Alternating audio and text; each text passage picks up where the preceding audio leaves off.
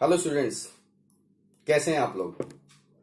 आज मैं आपको करंट इलेक्ट्रिसिटी चैप्टर से नया topic heating effect of current बताने जा रहा हूं। जैसा कि heating effect of current word से ही मालूम है कि जब किसी कंडक्टर में, किसी वायर में कोई करंट फ्लो करती है तो वो करंट थोड़ी देर के बाद हॉट हो जाता है। इस फेनोमेना को हम हीटिंग इफेक्ट ऑफ करंट कहते हैं। ठीक है, इसका मतलब करंट के फ्लो करने से हीट के प्रोड्यूस होने के फेनोमेनन को हीटिंग इफेक्ट ऑफ करंट कहते हैं। अब क्वेश्चन ये उठता है कि how this heat is produced. ये हीट कैसे प्रोड्यूस हो रही है। तो स्टूडेंट्स, जैसा कि आपको मालूम है कि जब हम किसी इलेक्ट्रिकल सर्किट में कोई एक्सटर्नल सोर्स अप्लाई करेंगे तो उसका इफेक्ट क्या होगा। पूरे सर्किट में चार्ज का फ्लो स्टार्ट हो जाएगा। कंडक्टर में चार्ज तो ऑलरेडी मूव करते रहते हैं, लेकिन पोटेंशियल अप्लाई करने पर, कोई सोर्स लगाने पर चार्ज एक पर्टिकुलर डायरेक्शन में ही मूव करना शुरू कर देते हैं। और जब ये चार्ज किसी एक डायरेक्शन में किसी कंडक्टर के एक एंड से दूसरे एंड की तरफ चलते हैं तो रास्ते में ये चार्ज दूसरे आयन से या एटम से स्ट्राइक करते हैं। और जब ये उनसे स्ट्राइक करते हैं तो क्या होता है, स्ट्राइक करते ही इनकी वेलोसिटी 0 हो जाती है। और इसमें होता क्या है कि ये अपनी सारी की सारी एनर्जी उन आयंस को या एटम्स को ट्रांसफर कर देते हैं, जिससे उनका वाइब्रेशन तेजी से शुरू हो जाता है। और जब इनका वाइब्रेशन तेजी से शुरू होता है तो इनकी काइनेटिक एनर्जी बढ़ जाती है। और यही बढ़ी हुई काइनेटिक एनर्जी हीट के फॉर्म में कन्वर्ट हो जाती है और जिसके इफेक्ट से वो वायर हॉट हो जाता है। ये हीटिंग इफेक्ट ऑफ करंट और उसका कारण मैंने आपको बताया। अब हम इसे प्रॉपर वे में सर्किट के द्वारा देखेंगे। Students, heating effect of current. It is given very clearly that when electric current passes through a conductor, this conductor becomes hot after some time. And after being hot, it produces heat. This production of heat takes place due to conversion of electrical energy into heat. This phenomenon is heating effect of current. कोई doubt नहीं, बिल्कुल clear है। Electrical energy heat energy में convert हो रही है, right.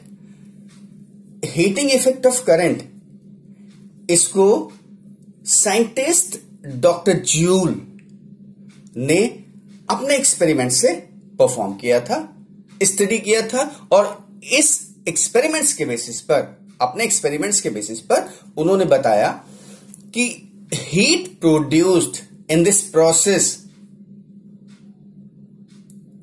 Is directly proportional to the square of the current. यानी इस हीटिंग इफेक्ट ऑफ करंट के प्रोसेस में, फेनोमेनन में जो हीट प्रोड्यूस हो रही है वो करंट जो भी उसमें फ्लो कर रही है कंडक्टर में, उसके स्क्वायर के डायरेक्टली प्रोपोर्शनल होती है, उस कंडक्टर के रेजिस्टेंस के डायरेक्टली प्रोपोर्शनल होती है, और साथ ही साथ कितने टाइम के लिए ये करंट पास कर रही है उसके भी डायरेक्टली प्रोपोर्शनल होती है। और इसके बेसिस पर साइंटिस्ट डॉक्टर जूल ने एक फॉर्मूला दिया कि heat produced H is equal to I square RT। ठीक है, कोई डाउट किसी को नहीं। स्टूडेंट्स, ये सर्किट बना हुआ है एक कंडक्टर है ए बी जिसका रेजिस्टेंस कैपिटल आर है और ए और बी के बीच, ए और बी टर्मिनल के बीच में पोटेंशियल ड्रॉप क्या है? V। इसमें एक सेल लगा हुआ है जिसका पोटेंशियल V है और जिसकी वजह से सर्किट में करंट I फ्लो कर रही है। यस, तो हीट प्रोड्यूस क्या होगी? H is equal to I square R T. और हीट क्यों प्रोड्यूस हो रही है? मैंने पहले ही बताया कि चार्जेस जाके स्ट्राइक करते हैं तो अपनी सारी एनर्जी ट्रांसफर कर देते हैं आयंस को या एटम्स को, इससे उनका वाइब्रेशन बढ़ जाता है, एनर्जी बढ़ जाती है, काइनेटिक एनर्जी, और यही काइनेटिक एनर्जी कन्वर्ट हो जाती है हीट के फॉर्म में। और इसीलिए मैंने बोला कि जिसमें इलेक्ट्रिकल एनर्जी हीट एनर्जी में कन्वर्ट हो जाती है, ये फिनोमेनन हमारा हीटिंग इफेक्ट ऑफ करंट कहलाता है। ओके स्टूडेंट्स, आप देख रहे हैं potential drop V, resistance R, current I flow कर रही है। तो इस कंडीशन में चार्ज Q को A से B तक ले जाने में कुछ वर्क करना पड़ेगा ना। चार्ज Q को from point A two point B तक ले जाने में कुछ कार्य करना पड़ेगा ना। You will have to do some work.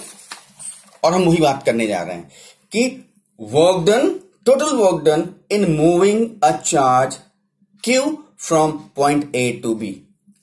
Potential, electric potential की डेफिनेशन से हमको मालूम है V is equal to W upon Q and therefore W is equal to QV। Yes, Q क्या होता है? IT and therefore W is equal to VIT. This is equation number 1. This is the total work done in taking charge Q from point A to B. A to B. Yes? अच्छा students, इसके साथ साथ हमको यह भी मालूम है कि V is equal to IR. तो now put this value here, we will get W is equal to I square RT. Clear? And this is second equation of the work. Students, we also know that V is equal to IR and therefore I is equal to V upon R. अब मैं ये I यहां पर रख रहा हूं तो what we will get? W is equal to V square T upon R. Yes, this is equation number 3. और ये तीनों इक्वेशन चार्ज Q को कंडक्टर के टर्मिनल A से B तक ले जाने में किए गए टोटल वर्क डन के बराबर होती है। अच्छा स्टूडेंट्स, अगर हम ये माने कि ये टोटल वर्क डन, जो टोटल वर्क हो रहा है, ये पूरा का पूरा हीट में कन्वर्ट हो जा रहा है, तो we can write this and this W as H। Yes, इसी वर्क को हम हीट के फॉर्म में लिखेंगे ना। तो ये हमारी तीनों इक्वेशन है, इन तीनों इक्वेशन को हम H के फॉर्म में लिखते हैं। स्टूडेंट्स, जैसा कि मैंने बताया कि ये टोटल वर्क डन अगर हीट के फॉर्म में कन्वर्ट हो जाए तो we will write equation number 1, 2, 3 in the terms of H and therefore H is equal to VIT, पहला इक्वेशन था। H is equal to I square RT and H is equal to V square T by R। एक साथ हमने ये तीनों equations work के थे और क्योंकि पूरा वर्क हमारा हीट में कन्वर्ट हो गया है and therefore H is equal to VIT is equal to I square RT is equal to V square T by R। यहां तक कोई डाउट नहीं ना? ठीक है स्टूडेंट्स, जो हीट प्रोड्यूस हो रही है वो क्या है, किस पे डिपेंड कर रही है?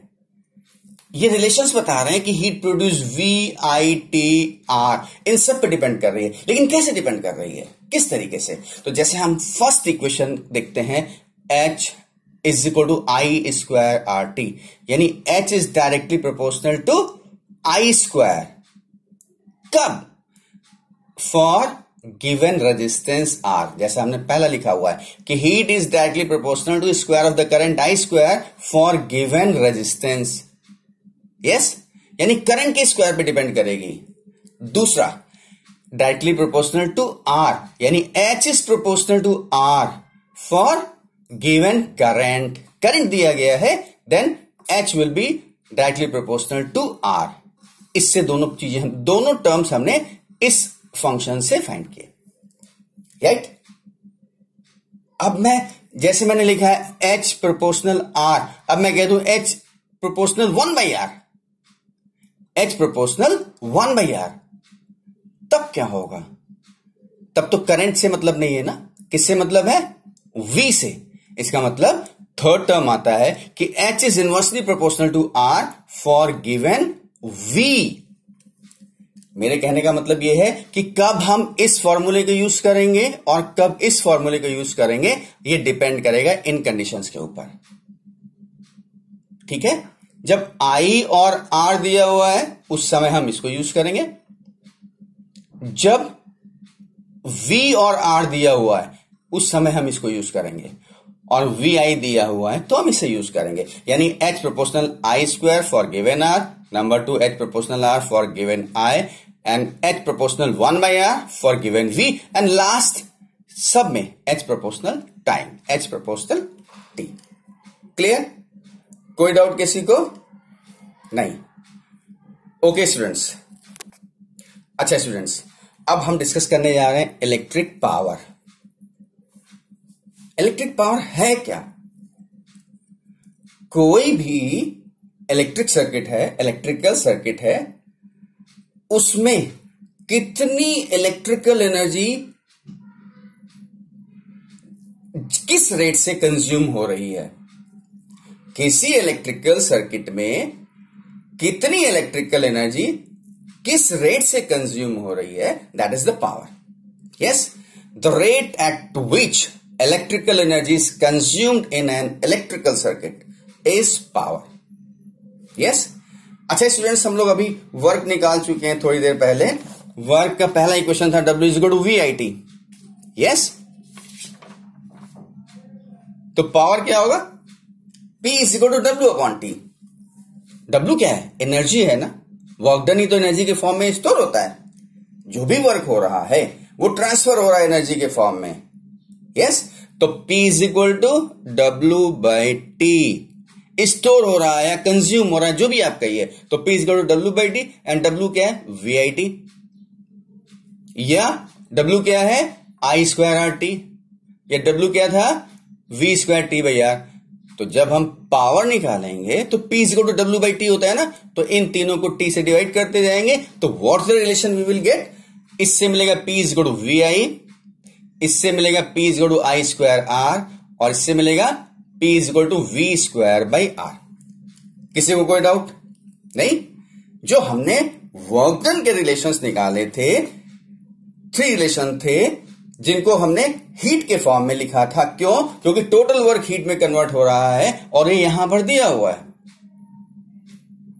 ठीक है, वर्क डन है तो पावर क्या है? W/T। Rate at which electrical energy is consumed, electrical energy means energy कहां से आई? Work done is converted into energy. Yes, तो P is equal to W/T, और रखने पर हमको पावर के ये 3 रिलेशन मिलते हैं। ठीक है, अब यूनिट क्या होगी यार स्टूडेंट्स? यूनिट क्या होगी? तो यूनिट पावर की वॉट होती है। बल्ब देखते हैं ना, 100 वॉट, 9 वॉट, 18 वॉट, ये इसकी पावर है। और अगर हम इस फॉर्मूले को देखें तो VI यानी वोल्ट एम्पियर भी पावर की यूनिट है। अब स्टूडेंट्स, यूनिट भी अलग अलग फॉर्म में है।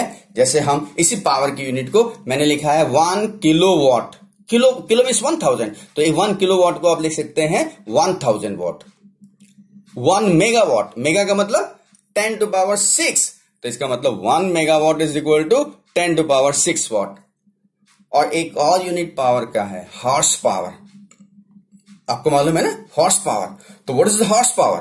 तो कहते हैं 1 हॉर्स पावर इज 746 वॉट। समझ में आ गया? 1 horse power is equal to 746 watt. Students, अब हम बात करने जा रहे हैं इलेक्ट्रिक एनर्जी। जैसा कि पावर में हमने डिस्कस किया था, the rate at which electrical energy is consumed in an electric circuit is the power. तो what is the electric energy? Electric energy के बारे में बताया गया है the total work done by the source of EMF. कोई source लगा हुआ है, वर्क कैसे हो रहा है किसी भी इलेक्ट्रिक सर्किट में, वर्क कैसे हो रहा है। चार्ज को टर्मिनल ए से टर्मिनल एक पॉइंट से दूसरे पॉइंट तक ले जाने में वर्क तो करना पड़ता है ना, उसके लिए एनर्जी कहां से मिलेगी, किसी सोर्स से मिलेगी, सेल होगा, बैटरी होगा या कोई भी सोर्स होगा, ठीक है। तो that energy will be the electrical energy. और जैसे यहां कहा गया है कि total work done by the source of EMF in maintaining an electric current in the circuit for given time, ठीक है। सर्किट में जैसे मैंने कहा था चार्ज को ऐसे भी तक फ्लो कराने में वर्क करना पड़ेगा ना, तो जब चार्ज फ्लो करेगा तो करंट फ्लो करेगी। वही यहां कह रहे हैं कि total work done by the source of EMF in maintaining an electric current in the circuit for given time is electric energy consumed in that circuit. Yes, और इसका यूनिट क्या होगा, जूल। यस, एनर्जी है ना, तो इसका unit भी joule होगा, ठीक है। अच्छा, इस इलेक्ट्रिकल एनर्जी का कॉमर्शियल यूनिट क्या होता है, तो जैसा कि यहां लिखा हुआ है किलोवाट आवर, या दूसरी यूनिट दिया गया है BOT, board of trade, kilowatt hour और बोर्ड ऑफ ट्रेड।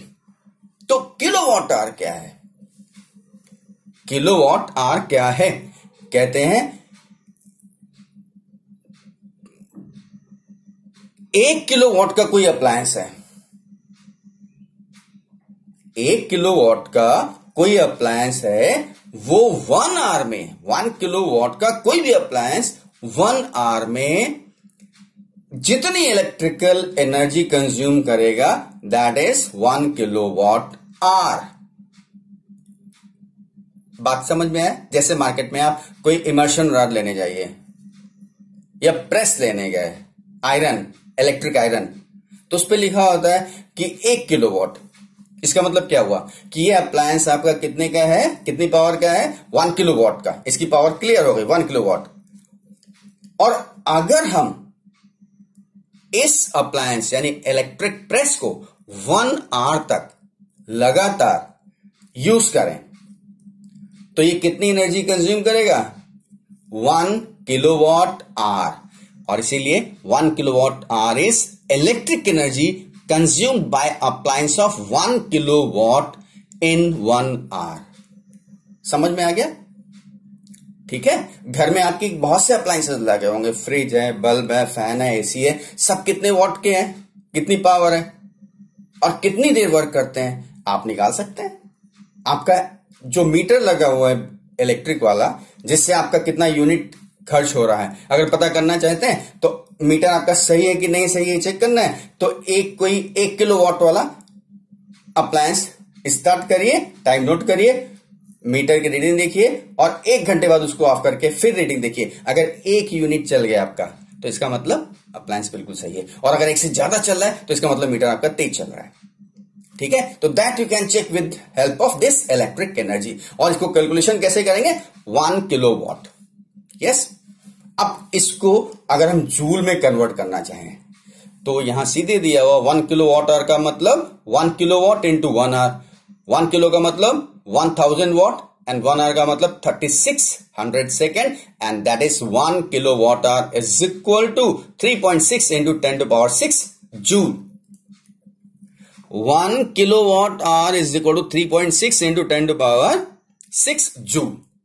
अच्छा स्टूडेंट्स, अगर हम यहां पर किलोवाट आवर की जगह वॉट आवर की बात करें तो वॉट आवर का मतलब 1 watt hour means 1 watt into 1 hour, तो क्या हो जाएगा 3.6 इंटू 10⁻3। किलोवाट का 10⁻3 हट जाएगा ना यहां से, किलो का केवल वॉट है, तो 1 watt hour is equal to 3.6 into 10⁻3 joule. Yes, clear, okay students. The next topic is the efficiency of a source of EMF। कोई सोर्स है कितना एफिशिएंट है, तो एफिशिएंसी जब हमको पता करना होता है किसी भी चीज का, तो हम उसका आउटपुट और इनपुट का रेशियो फाइंड करते हैं। तो ठीक इसी तरीके से यहां पर भी the efficiency of source of EMF E capital E is denoted by eta and therefore is the ratio of output power and input power. That is, eta is equal to output power upon input power. Output power is equal to P is equal to VI and input power EI. Yes? Output power VI and input power EI. E is the EMF of the source. I cancel होगा V upon E और V is equal to IR. V is equal to IR होता है और वही current पूरे circuit में flow कर रही है। तो E के लिए I क्या R क्या हो जाएगा? R जैसे कि हमने अभी आपको एक सर्किट दिखाया था कि ये सर्किट बना हुआ है, ठीक है, तो V is equal to I into R। लेकिन अगर ये EMF इस सेल का है तो R तो है, लेकिन इस सेल का कुछ इंटरनल रेजिस्टेंस भी तो होगा। आपको मालूम है ना, इंटरनल रेजिस्टेंस स्मॉल r से डिनोट करते हैं। क्या होता है internal resistance? Hindrance offered by the electrolyte in flow of the ions inside that electrolyte is internal resistance. यानी सेल के इलेक्ट्रोलाइट के द्वारा आयंस के फ्लो में जो हिंड्रेंस रुकावट पैदा हो रही है that is your internal resistance. तो इसका मतलब सेल के केस में रेजिस्टेंस क्या होगा? E is equal to I into R plus small r। Capital R क्या है? External resistance. स्मॉल r क्या है? Internal resistance. I कैंसिल होगा, यानी efficiency eta is equal to R upon R plus small r। Clear?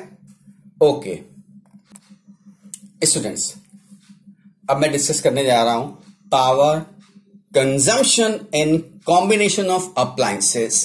Power की बात हो चुकी है, डिस्कस कर चुके हैं। P is equal to V into I।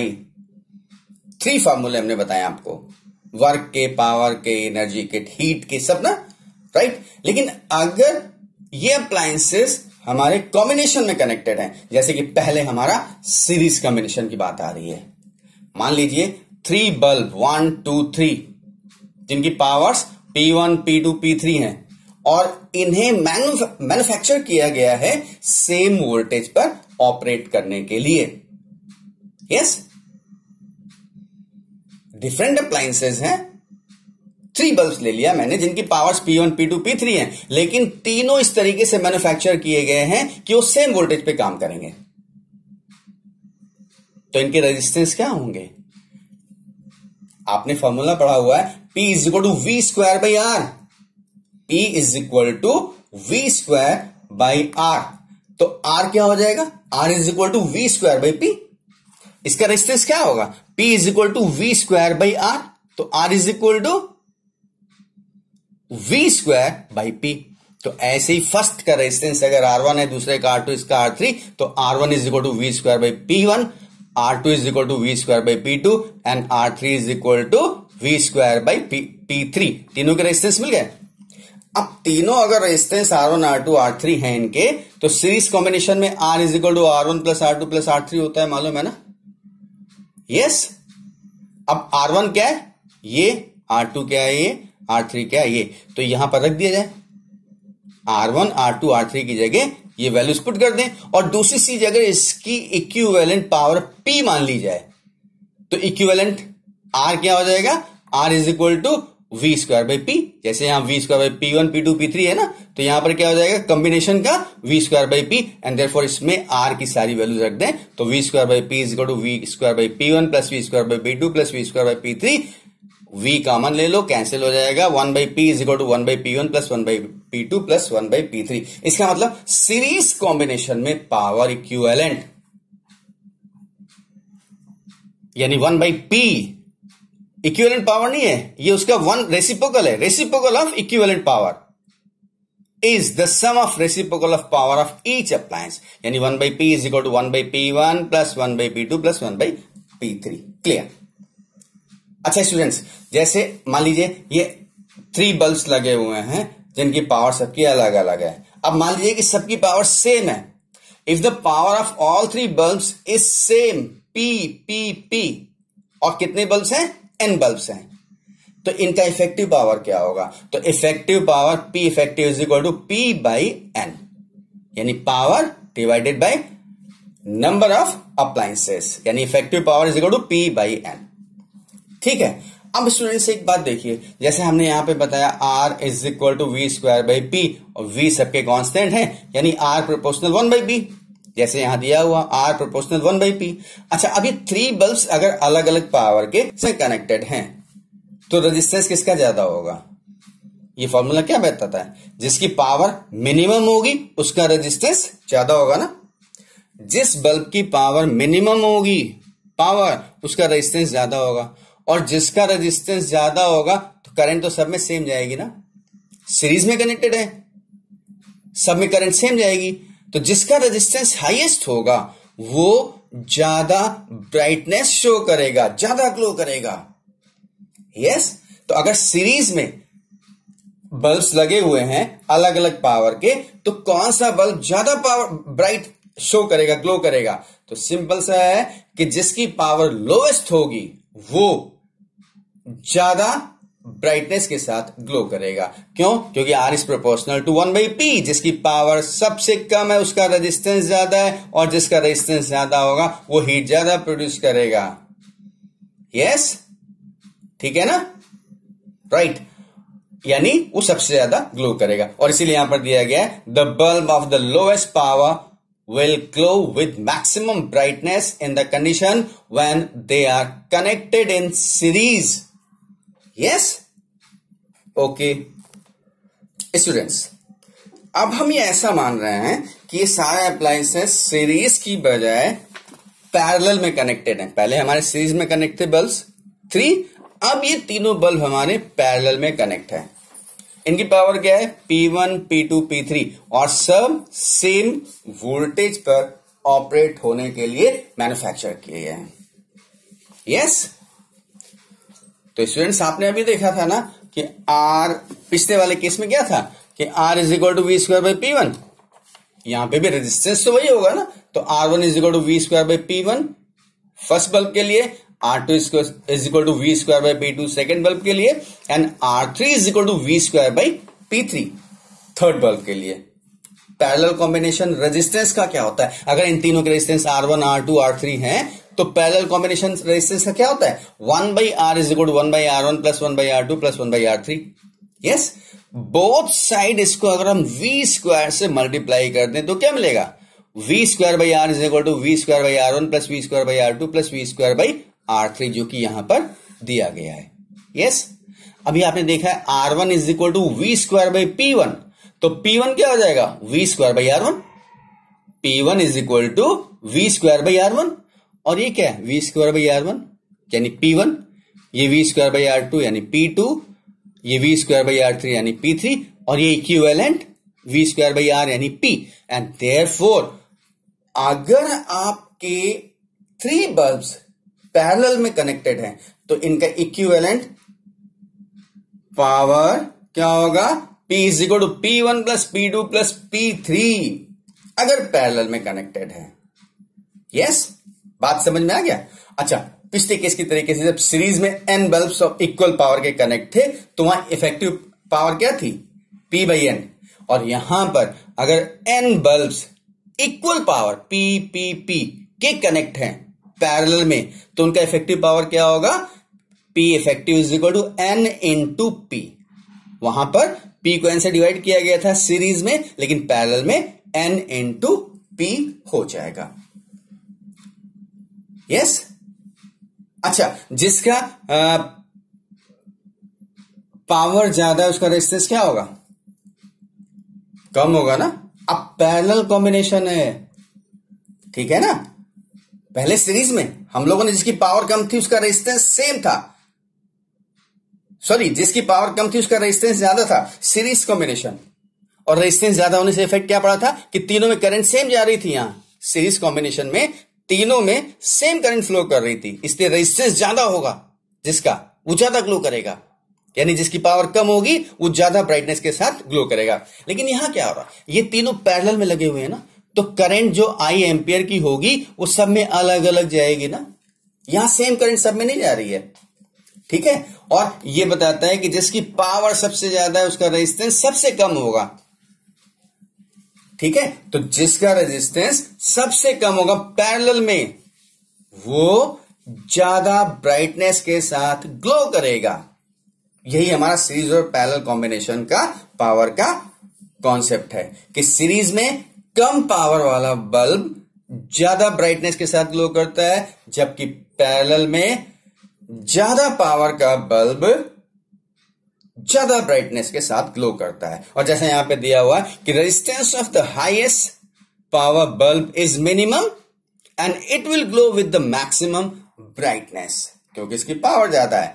और क्यों ऐसा हो रहा है? क्योंकि सीरीज में तो सारे रेजिस्टेंस, सारे बल्ब में इक्वल करंट जा रही थी, लेकिन यहां करंट का डिस्ट्रीब्यूशन हो जाएगा अकॉर्डिंग टू देयर रेजिस्टेंस, ठीक है ना। तो जिसका रेजिस्टेंस कम होगा वो ज्यादा ग्लो करेगा, यानी जिसकी पावर ज्यादा होगी वो ज्यादा ब्राइट दिखाई देगा पैरेलल कॉम्बिनेशन में, ठीक है। तो this was power consumption in combination of appliances, यानी किसकी पावर ज्यादा होगी पैरेलल में, किसकी पावर ज्यादा होगी सीरीज में, वो सब डिपेंड करेगा रेजिस्टेंस के ऊपर। R प्रोपोर्शनल 1/P, ठीक है। तो कौन ज्यादा पावर कंजम्पशन कर रहा है, कौन सा बल्ब कौन सा कम कर रहा है, किसकी ब्राइटनेस कम होगी, किसकी ज्यादा, that you can find with the help of this one. And students, I think this was all about the heating effect of the current. Thank you.